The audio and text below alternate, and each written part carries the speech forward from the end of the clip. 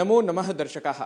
वार्तावल्याः तृतीयप्रभागीये संवादक्रमे अद्य अस्माभिः सह संवादाय उपस्थितः अस्ति प्रथितः शिक्षाविद् अथ च NETF इति राष्ट्रियशैक्षिकप्रविधिमञ्चस्य अध्यक्षः प्रोफेसर् अनिल सहस्रबुद्धेवर्यः। महोदय, सर्वप्रथमं वार्तावल्याः संवादक्रमे स्वागतं व्याहरामि। नमो नमः। नमो नमः। महोदय, सर्वप्रथमं वयं ज्ञातुम् इच्छामः यतः भारतीयज्ञानपरम्परायाः पोषिकासु विविधभाषासु संस्कृतम् अन्यतमा भाषा अस्ति। वस्तुतः भवतः एतस्याः भाषायाः विषये किं चिन्तनमस्ति, अथ च जीवने कदा प्रथमवारं संस्कृतेन सह भवतः परिचयः जातः? सबसे पहले बचपन से घर में माँ हो, दादी माँ हो, जो संस्कृत के श्लोक पढ़ाते थे, उससे संस्कृत का ज्ञान होना चाहिए, ये ज़रूर समझ में आ रहा था और इच्छा भी थी कि संस्कृत सीखना चाहिए। लेकिन जब मैं जहाँ पैदा होके स्कूल में गया, वहाँ ना स्कूल में ना हाई स्कूल में संस्कृत विषय पढ़ने के लिए कोई टीचर नहीं थे, इसलिए संस्कृत विषय लिया नहीं जा सकता था। इसलिए मैं 10वीं कक्षा तक संस्कृत से पूरा का पूरा वंचित रहा। लेकिन जो अंदर एक इच्छा थी, तो उसके वजह से जब 11वीं में गया तो बिना पहले वाला बेसिक फाउंडेशन न होते हुए डायरेक्टली मैंने संस्कृत विषय एक भाषा के विषय के रूप में 11वीं और 12वीं कक्षा में लिया हुआ था। तो ये संस्कृत का परिचय उस समय से हुआ था।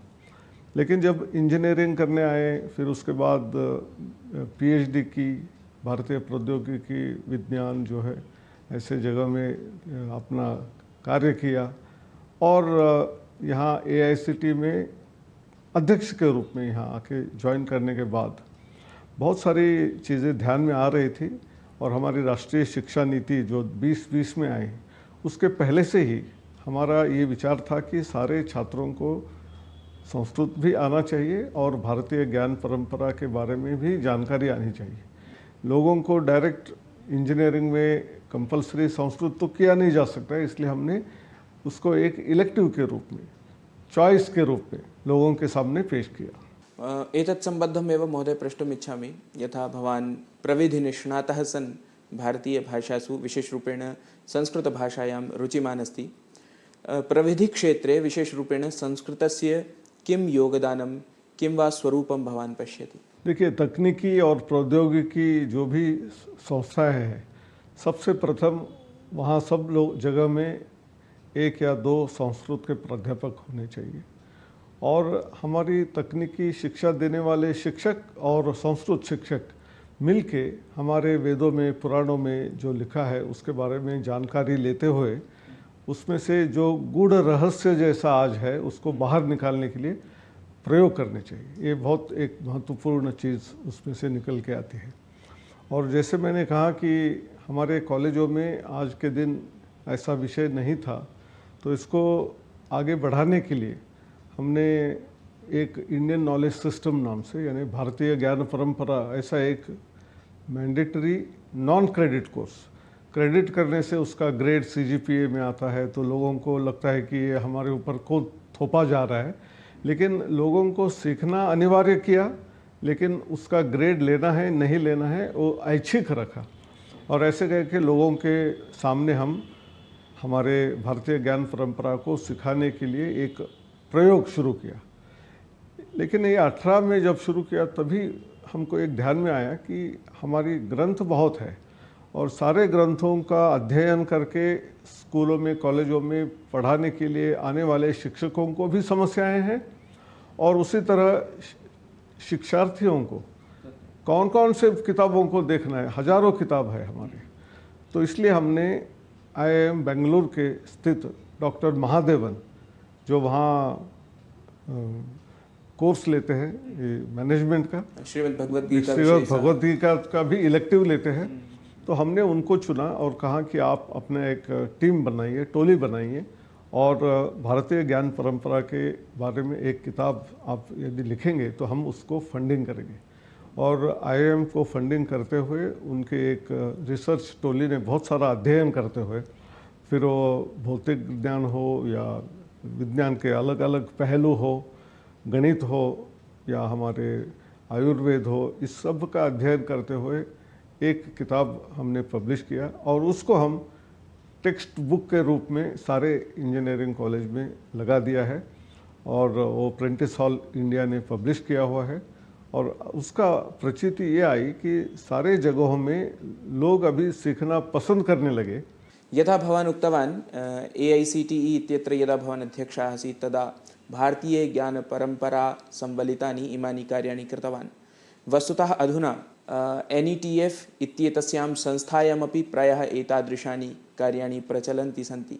तद्विषये कृपया अस्माकं दर्शकान् बोधयतु। राष्ट्रीय शिक्षा नीति के अंतर्गत नेशनल एजुकेशनल टेक्नोलॉजी फोरम होना चाहिए ऐसे कहा था। इसका अर्थ यह है कि हमारी शिक्षा में टेक्नोलॉजी का उपयोग कैसे किया जा सकता है, वो स्कूली शिक्षा से लेकर उच्च शिक्षा तक।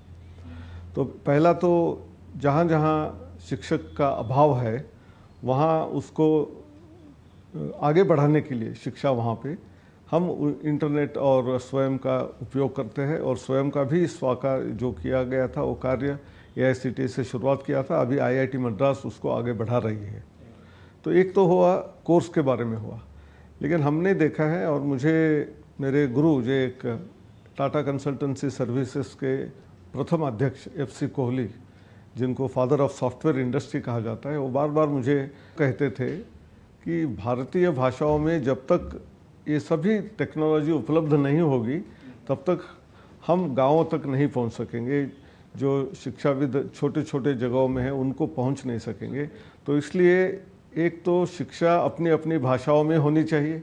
दूसरी तरफ जो हम सॉफ्टवेयर की बात करते हैं, ऑपरेटिंग सिस्टम्स की बात करते हैं, वो सारे अंग्रेजी में होने के कारण उसमें बढ़ावा करके उसमें आगे बढ़ने के लिए हमारे गांव के लोग, जिनमें काफ़ी विद्या हो सकती है लेकिन वो उपयोग नहीं कर सकते, तो इसलिए हमने एक कॉन्फ्रेंस भी की थी। उसमें था technology for Indian languages, technology in Indian languages and technology through Indian languages. ऐसा जब करेंगे तब सारी भारतीय भाषा अच्छी होगी और सबसे महत्वपूर्ण संस्कृत भाषा हो जाएगी। कुत्रापि पश्चिमदेशे नाम विदेशे अनुसन्धानं भवति तदा भारतीयाः वदन्ति यत् एषः विषयः अस्माकं ग्रन्थे वर्णितः अस्ति, परं किं तादृशः कश्चन अश्रुतः विषयः अपि अस्ति वा यम् अधिकृत्य वयं वक्तुं शक्नुयाम यत् एषः विषयः अस्माभिः पूर्वं चिन्तितः अथ च अनुसन्धानं कृत्वा प्रतिष्ठापितः अस्ति। ये बहुत ही बड़ा प्रश्न है और प्रश्न ऐसा है कि इसका उत्तर खोजने के लिए हमारे शिक्षा में शुरुआत से संस्कृत पढ़ाना जरूरी होगा, क्योंकि कई बार होता है कि किसी को नोबेल प्राइज़ मिल जाता है तो हम बाद में बोलने लगते हैं कि ये हमारे ग्रंथों में पहले से ही लिखा हुआ है। जैसे अभी भी 2-3 साल पहले ही जब जापानीज साइंटिस्ट को इंटरमिटेंट फास्टिंग में जब नोबेल प्राइज़ मिला, हेल्थ ठीक रखने के लिए, अपना आयु अच्छी रखने के लिए हमको हर एक हफ्ते में एक आध बार ऐसा इंटरमिटेंट फास्टिंग करना चाहिए। लेकिन हमारे देश में तो हज़ारों साल से उपवास की पद्धति है। कोई सोमवार करता है तो कोई बुधवार करता है, गुरुवार करता है, कोई शनि करता है, तो कोई एकादशी करता है। तो इंटरमिटेंट फास्टिंग का कॉन्सेप्ट तो देश में हज़ारों साल से है, लेकिन उसी पर अध्ययन करते हुए जब किसी ने उसको पेश किया तो उसको नोबेल प्राइज़ मिल गया। तो ऐसे अनेक पहलू उसमें होंगे। हमने देखा है फिजिक्स में भी जो एटॉमिक एनर्जी का सिस्टम है, ये सब चीज़ कणाद ने पहले से ही किया होगा, लेकिन हम कणाद के बारे में जानते नहीं थे। और जब फिजिक्स में वो आविष्कार हो गया और उन्होंने फिजिक्स का किताब वेस्टर्न से हमको आ गया, तो हमने कहने लगे कि हम कणाद पहले से ही ये सब कहता था। तो इसलिए अभी देखेंगे तो मनोवैज्ञानिक जो आज रिसर्च कर रहे हैं उसकी काफ़ी चीज़ें शायद हमारे ग्रंथों में छुपी हुई है। और जब तक हमारे IITs, IISc यहाँ संस्कृत भी पढ़ने वाले लोग होने चाहिए, विज्ञान पढ़ने वाले भी होने चाहिए, और उन दोनों का तालमेल यदि होता है और वो ग्रंथों में लिखा हुआ हम दोबारा पढ़ के उसका अनुसंधान करेंगे और लोगों के सामने लाएंगे, तो दुनिया के जो पश्चिम जगत के लोग हैं उनसे भी ज़्यादा अच्छा प्रगति करते हुए हम आगे बढ़ सकते हैं।